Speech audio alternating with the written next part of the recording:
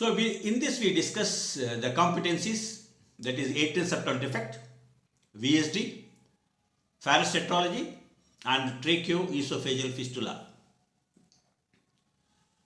The competency is embryological basis of ASD, VSD, Farrell's tetralogy, and tracheoesophageal fistula. Atrial septal defect. Atria of the heart have more than one origin. Trabeculated portion of atria are developed from primitive atria. The smooth walled posterior portions originate from incorporation of the venous blood vessels. Posterior left atrium is formed by the incorporation of pulmonary veins. Posterior smooth portion of the right atrium is derived from sinus venosus. Entrance of the sinus venosus shifts rightward to enter into right atrium. Left sinus venous will become smaller. It will drain only the venous circulation of the heart, becoming the coronary sinus. ASD. Sinovenous orifice of the right atrium is slit-like. Sinoatrial junction is guarded by two valve-like structures. The right and left sinoatrial valves join at the top, forming septum spurium, septum primum. It is a thin sickle-shaped membrane that develops in the common atrium on the day 35. It divides the atrium into right and left chambers. It grows from posterior superior wall and extends towards endocardial cushions of the atrioventricular canal.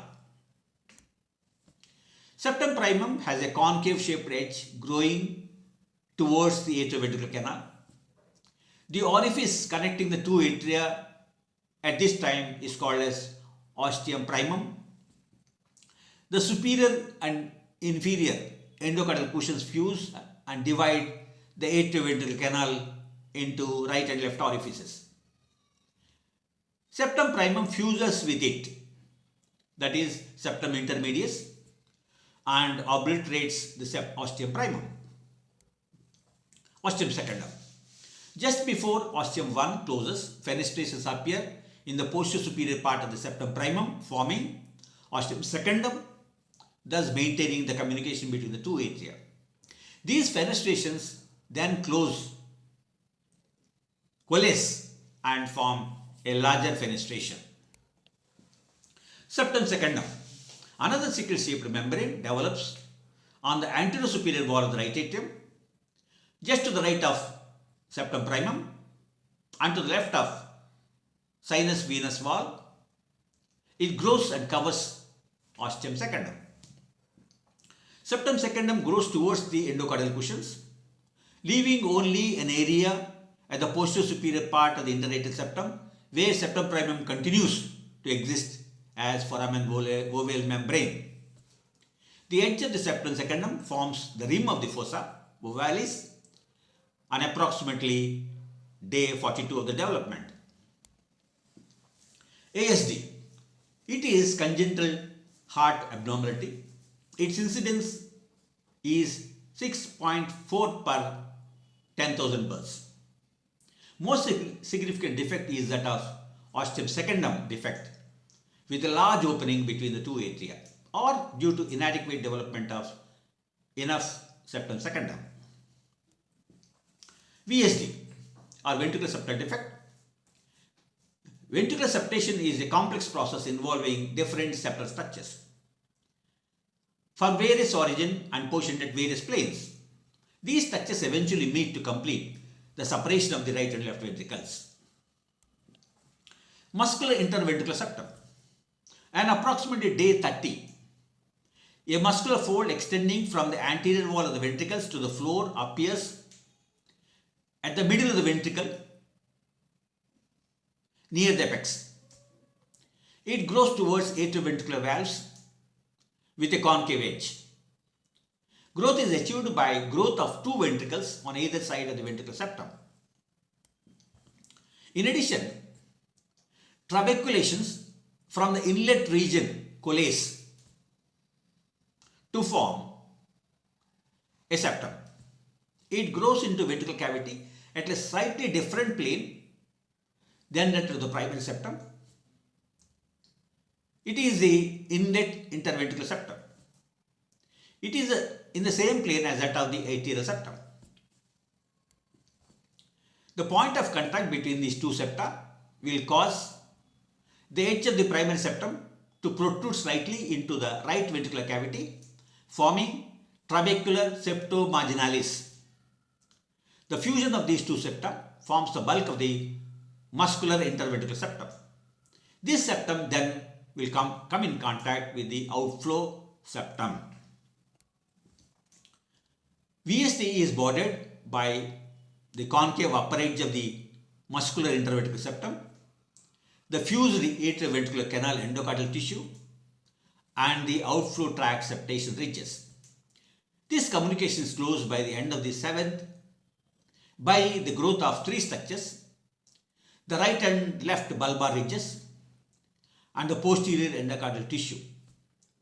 And the left ventricular output emerges through a newly formed left ventricular outflow tract. Left ventricular outflow tract is posterior to the right ventricular outflow tract. VSD involving membranous and muscular part is most common defect. Its occurrence is 12 per 10,000 births. 80% occur in the muscular region and mostly resolve as the child grows.